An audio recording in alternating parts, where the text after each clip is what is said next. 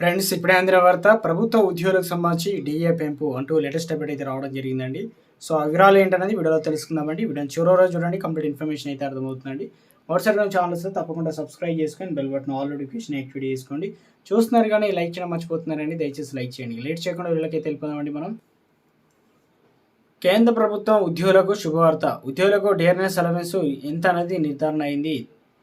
మొన్నటి వరకు డిఏ 2% ఉంటుందా లేక 3% ఉంటుందనే చర్చ నడిచింది.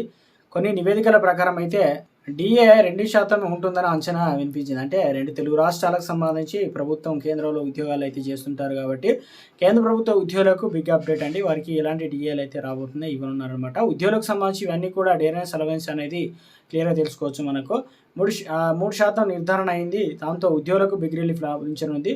ముందుగా ఊహించినట్టుగా 2% కాకుండా 3% డిఏ పెంచేందుకు నిర్ధారించారు. దాంతో మార్చి నెల జీతంతో ఉద్యోగులకు రూ. 2,187 పెరగనుంది. డిఏ 3% పెరుగుతుంది తెలియడంతో ఉద్యోగులకు ఆనందపడుతున్నారు.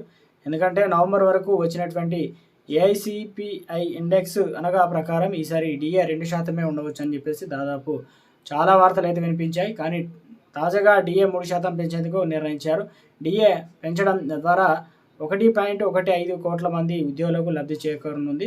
వీరిలో 50 లక్షల మంది ఉద్యోగులు కాగా 65 లక్షల మంది రిటైర్డ్ ఉద్యోగులకు ప్రయోజనం అయితే చేకూరనుంది. ప్రస్తుతం 7th పే కమిషన్ ప్రకారం కేంద్ర ప్రభుత్వం ఉద్యోగులకు 53% డిఏ అయితే అందుతుంది. డిఏ అనేది ప్రతి ఏటా 2 సార్లు అయితే ప్రకటిస్తూ ఉంటారు. డిఏ పెంపు ప్రకటన ఆలస్యమైనా సరే జనవరి 1, 2025 నుంచి అమల్లోకి వస్తుంది. గత ఏడాది అంటే 2024 జూలై నుంచి డిసెంబర్ వరకు ఉన్న ఏఐసిపిఐ ఇండెక్స్ ఆధారంగా తుది నిర్ణయం అవుతుంది.